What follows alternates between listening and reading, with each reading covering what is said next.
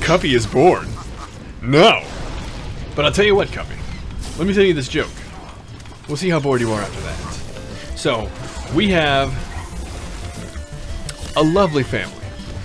A mother, a father, and a daughter. Beautiful. Little atomic family. Everything's wonderful. Back in the 50s, really. And the daughter, she's a darling gal. Charming. Charming. Bows in her hair every Sunday on her way to church. The whole deal. You get it. You can see it in your hair. You can see it in your hair. You can see it in your mind's eye, is what I'm going to say. And here's the thing. One day, just one normal Tuesday morning. Hey, welcome to the Tunnel Snakes. One Tuesday morning, she's got this crazy, just waking nightmare she wakes up from. A crow caws into her ear. Your daddy's gonna die. She wakes up in a cold sweat. Oh my god. Oh, it's so scary. Well, she can't eat. She's like, oh my god. And the next day, she doesn't even tell her parents because, you know, it's just some nightmare or whatever. The next day, the same thing. She wakes up before it's time to get up for the bus. Your daddy's gonna die. Wakes her up. Cold sweat again. Oh my god. Oh, that was so scary. Well, she decides the next night she's not gonna sleep. She's gonna wait it out because it was just so scary. But she's a mess. And she wakes up from her brief nap, only moments long, to the same crow. Tomorrow, your daddy's gonna die. Wakes up. She's a mess. She's terrified. She's barely slept. There's an operative that just stunned me. And she's at the breakfast table. Dad's there with a newspaper and his morning coffee. Mom's there. And she's serving up pancakes. And, oh, honey, what's going on? What's wrong? You look terrible. What's going on? Oh, I just had this dream, Mom. I had this dream. A crow woke me up. It said that Daddy's gonna die. Dad puts down his paper. Now what's this, dear? Oh, it's just this dream. I've had it every night this week, and the crow finally said that tomorrow you're gonna die.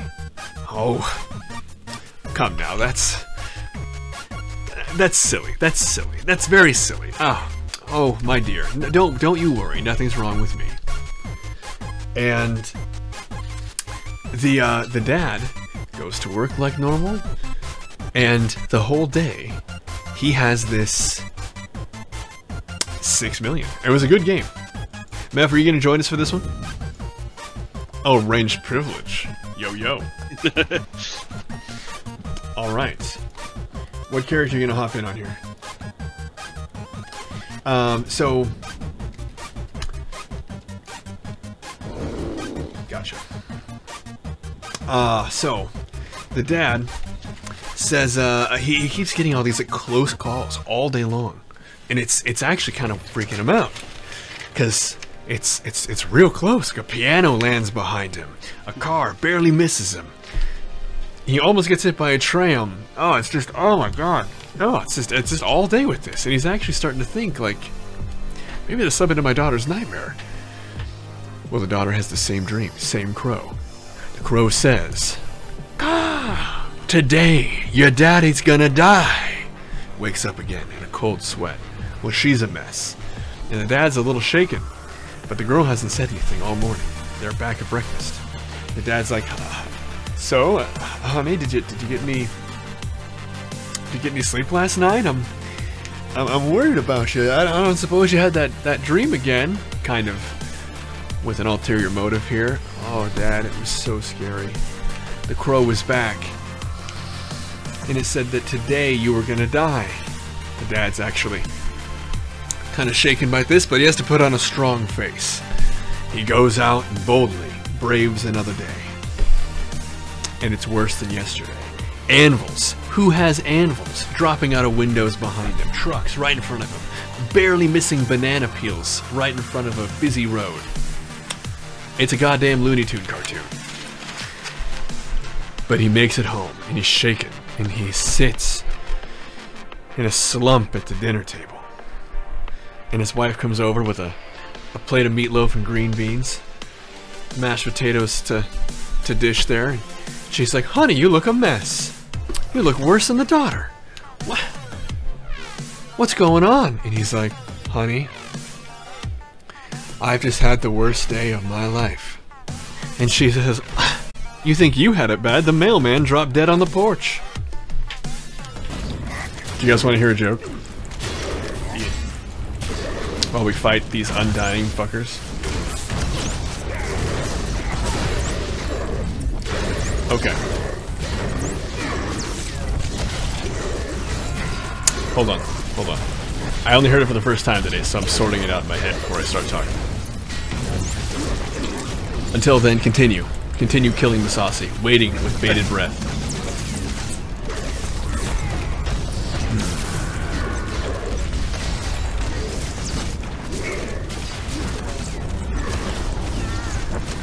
Okay. So,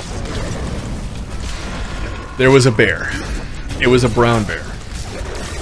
And this brown bear was a little thirsty. And trouble up ahead. I don't know if the brown bear, kind of wandering through the woods, stumbles across a quaint bar. Across the top, he sees that it's titled Bob's Big Burly Bar. Oh, Bob's Big Burly Bar, says the brown bear. I guess I could hop in for a drink. That sounds great. So he goes in. The brown bear goes to the bartender and says, bartender, please serve me, this brown bear, one beer, please. The bartender says, sorry, brown bear, can't serve you a beer. We here at Bob's Big Burly Bar don't serve beers to brown bears. The brown bear is outraged. He lets out a mighty roar. Bartender, I demand that you serve me, this brown bear, before you, one beer. The bartender, polishing up a glass, kind of forcefully brings it to the table. The counter says, brown bear, I said no.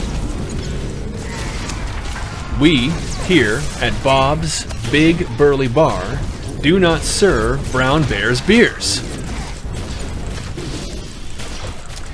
And are you in a position to pull this thing?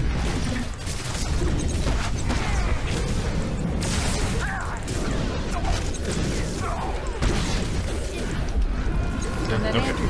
Anyway, I think he's dead. It's alright. I think I'll be okay. So anyway, the bartender holds his ground there, and the bear lets out another roar, goes over to the nearest table where two patrons are sitting, and just shatters the table. Okay. Well, clearly. I can hear you now, yeah. Several patrons are clearly startled by this, right? This is kind of upsetting. And the bear's not done yet. He sees a woman over at the end of the bar. And he roars again, and he goes over to the woman at the end of the bar, and he gobbles her up. Not a high heel is left when he's done. He gobbled her all up. And he goes over to the bartender, and he says, bartender, serve me, this brown bear, one beer. Now. The bartender, unshaken, leans over and says, bear? Brown bear, I told you, we here at Bob's Big Burly Bar don't serve brown bear's beers, and you need to get out. The bear says, what? You won't serve me beer and you want me to leave? Just because I'm not drinking? The bartender says, no, I'm kicking you out because we don't allow drugs here at Bob's Big Burly Bar. The bear, actually kind of taken aback, says, drugs? You won't serve me a beer. The bartender says, no, that's right. You brown bear, we don't serve brown bear's beers here at Bob's Big Burly Bar. But if you don't think you've taken any drugs, you best double check that barbiturate.